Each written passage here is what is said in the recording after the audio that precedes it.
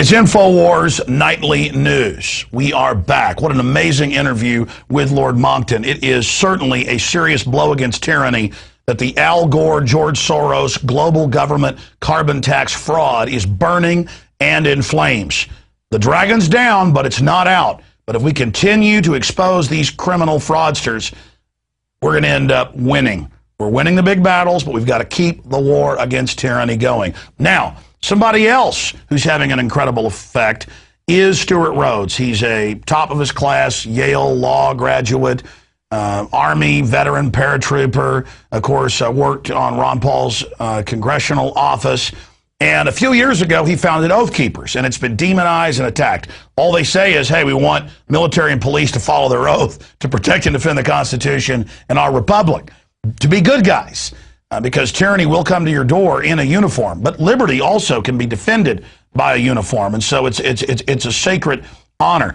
But I tell you, he got criticized for bringing up checkpoints and gun confiscation and martial law during collapses a few years ago, I guess 3 years ago or so, when they founded Oath Keepers. Maybe it's been longer, time flies. And now, all that's mainstream news. Now that's a serious discussion that needs to happen. Because he's a veteran and a historian and a constitutional lawyer, he saw what was happening, as many of us did, and got out there with a much-needed message to police and military. So I want to talk about the Super Congress with him. I want to talk about Quartzsite and get an update there, because they got a rally coming up and the bizarre activities. And this hype I keep hearing. And they've even had people on Fox News talk about a coup against Obama. A terrible idea. That would only be a police state pretext, only be used to crack down. Obama is a puppet.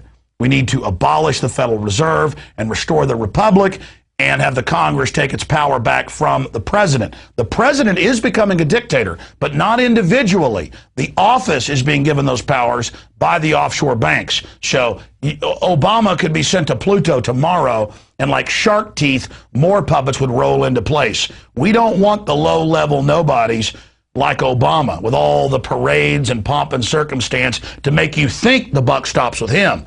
We want the people running the puppets, and we're identifying them here each and every night. With more on all these subjects is Stewart Rhodes of oathkeepers.org. Stewart, great to have you here with us tonight. Good to go, Alex. Good to be here.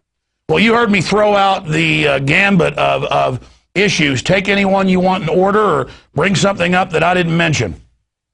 Well, I think you're dead on. The great danger, one of the great dangers is that in response to the chaos that's being created through the destruction of our currency, people will be tempted to look for a silver bullet.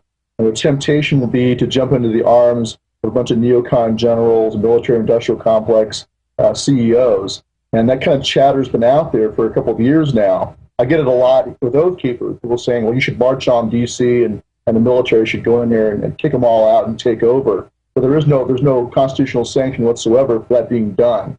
And really, it'd be like the most diabolical way to get the American people to scrap the Constitution, would make them think that they must jump into a military coup to save themselves. And so we have to, warn against that, remind them that the actual answer is state nullification, as Madison and Jefferson pointed out way back in 1798 in the Kentucky and Virginia resolutions. That's the answer, is the states standing up. That's the constitutional remedy. Not jumping into. And that's what the John Warner Defense Authorization Act in Bush and now Obama with the Governor's Council has done. If you read John Warner Defense Authorization, as you have, 2007, excuse me, they say this is for insurrection in the states. It can even remove governors, bring in generals. They understand that is the silver bullet put there by the founders. But it's not an easy silver bullet. We've got to take the states back to do that, but that is the remedy. So they're trying to head that off. They're trying to demonize it. They're trying to call it secession. But it's not secession, is it? Well, no. Nullification is, as Thomas Woods points out in his book, nullification is actually the middle ground. It's the mild constitutional remedy before you leave the constitutional union. I mean, and the way to look at this is that they're destroying the union itself. But this is the way to correct it, and it's the constitutional method. It's the only constitutional method of correction. Anything else is destroying the Constitution. Whether it's letting the president do what he wants to do, letting Congress walk all over us, or jumping into the arms of a military coup to stop them, those are both destructive. Stewart, I want you to elaborate as a constitutional lawyer and somebody who's worked in Congress on your view of the Super Congress. The way I read it a month or so ago when they put it into place, this republic is dying not with a bang but with a whimper. A 12-member council that originates spending and cutting bills, that's the power of the purse, is supposed to come out of individual House members and be debated. It bypasses that, and if the Congress doesn't go along with their recommendation, then the Super Committee's bill goes through. I mean, this is, in the 230 plus years, we've never seen this, not even under Lincoln. He just ignored Congress. This is a weird legalese lawyer way to act like Congress is still there, but it's been replaced with the 12 ring wraiths with Obama as the head of the Council of 13. Just unprecedented. And it also gives to the president the authority to raise the debt limit on his own. That's something else it does that most folks aren't paying attention to. He can raise, at his own discretion, raise the debt limit, and all that Congress can do in reaction to it is to pass that legislation to stop it. But then he can just veto that legislation. So it puts Congress in the perverse posture of being the reactor and him the initiator of legislation himself. So we have him launching wars in Libya and saying he doesn't need congressional approval openly. He has the UN for authority. Treason. And I want to ask you, in your view, if that isn't treason, what is? Then we have the power of the purse being transferred to the president. It's amazing. Well, sure. They're putting, this is the same process that Germany went through. You make it legal. The Nazis made everything they did legal. This is the same thing. They are destroying the fabric of the republic and putting as much power as possible into the hands of the executive branch. And you've got both, it's a bipartisan assault. You've got people, so-called Tea Party leaders, like Alan West, unfortunately, guys like that, everyone was all, yeah, they're great Tea Party people. They voted for this monstrosity. And what they voted for is the destruction of the principle of representative government. And they voted for an elected dictatorship. That's what this is setting up. The president can do what he wants. Congress is, it's kind of like the ancient Roman Senate. He's become meaningless. Kind of the Senate's become a voter stamp. A ceremonial, vestigial thing. They don't get rid of it completely. They just let them debate it. But if they don't do what the emperor wants, well, the emperor does it regardless. And now that power's passed. That's what's so frightening about this is we're seeing incredibly historical, tyrannical things happening, and it's not even an issue. And then Ron Paul raises it, and the media says, look at the kook. I mean, I don't think a lot of these bureaucrats and minions and even corporate chiefs realize in every case in history, once you unloose unbridled power, then the most horrible of people go into that void, and it invariably degenerates into hell itself. Yeah, they always believe they can control it, and they see themselves as being, part of the inner circle, and so they go along with the destruction. And Congressman Paul is correct, and frankly, I think that anybody in Congress who voted for that ridiculous bill should be kicked out on the curb. I don't care how much they're liked for any other reason, they should go, because they don't understand the Constitution. Let me ask you this, talking to the tens of thousands of Oath Keepers and your supporters out there, you had talked last time we spoke a few months ago that the awakening was accelerating. Has all this new openly illegal behavior hastened an even faster awakening? Yeah, I think it has. We got a phone call just the other day from a sergeant in Afghanistan, and he wanted to let us know that among all of his troops, they're all waking up, and quite a few of them are very much aware of the whole picture. Let's put it that way. He asked us some pretty pointed questions, and we gave our responses, and he said, well, we agree. We see it the same way you do.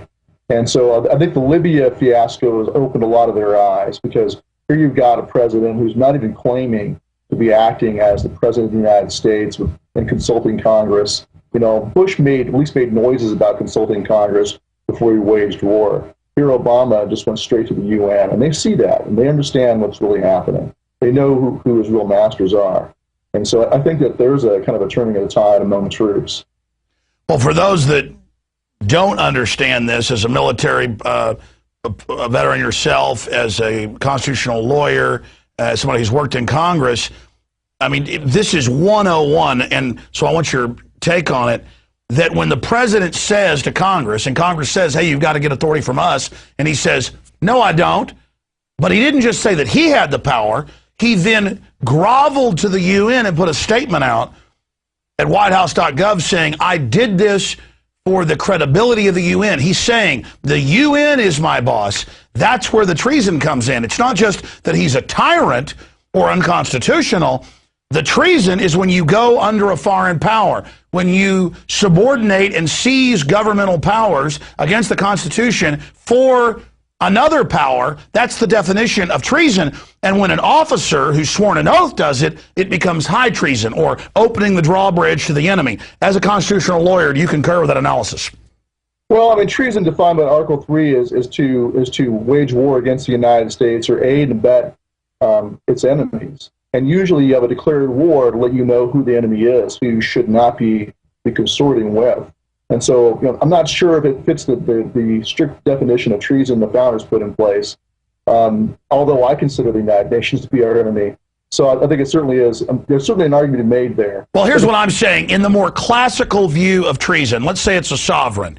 If a prince of England, and there were some of these cases, consorted with the French king to overthrow his brother so that the French king would come in and invade and put him on the throne, they'd cut your head off. That's high treason. And so this is a level of treason that perhaps the founders couldn't even foresee, where the president is suborning and taking orders from a foreign institution. I mean, if that is not treason, what is? Well, they certainly understood that could happen, which is why they require that the president be a natural-born citizen.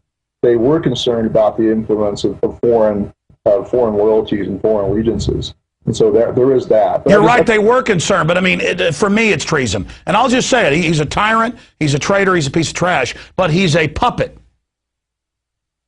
Well, I think that's true. And what I would also add is that this is nothing new. Unfortunately, since World War II, since the creation of the United Nations, we have sent our men into harm's way on behalf of the United Nations. Sure, but this is but usually Congress agrees to it, and Private Michael knew all that. I mean, for me to have the president saying, "I don't need you, Congress," when they're even going public with it, I've got the UN. I mean, what next will he say? Russia gave him an order? Maybe China because they own our debt. I mean, this is one hell of a precedent, Stewart. Oh, it certainly is. He's just taking the next logical step, just like he's taking the next logical step on saying he can assassinate American citizens found wherever they are. So he's just taking it to the next level. But I just, I want to make it very clear that Bush did the same thing, although not as blatant as far as. Well, yeah, no, that's as you said. That's how the tyranny works.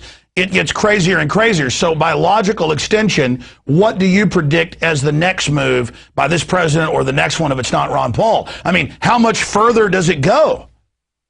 Well, if he can wage war under UN mandate, setting aside the requirements of the Constitution for Congress to declare war, if he can sidestep Congress for that, and he can sidestep Congress when it comes to raising the debt limit, then he can sidestep Congress for anything. And he can do it under the rubric of the United Nations. And so I wouldn't be surprised if he's foolish enough to try to do a gun ban treaty or something like that through the United Nations. So if he can't get it done, this is the pattern of executive. If he can't get it done through Congress, they ignore Congress and claim the powers of the executive branch. Well, now they're going a step beyond that and saying, even forget about that. It's under the United Nations. Well, that's my next point. If they put in the Unitary Treaty that calls for a small arms ban, handguns, rifles, all of it, and even mainline pundits have written letters. Congress people have gone public, as you know, in the last month and said they're really trying to sign this treaty. If it's not treason, what is it when the government goes to a foreign power and says we're taking your guns? I mean, for me, that's treason against the Bill of Rights, Constitution, against the Republic. I mean, it's overthrowing the system, disarming us, making us slaves, is waging war against us. I agree. I would agree with that. I would say that at that point they've crossed the line into making war on the American people, and I think the response would be surprising to them. Let's put it that way. I do not believe the people of the United States are going to go along with that. And frankly, if we went along with that, we deserve to be slaves.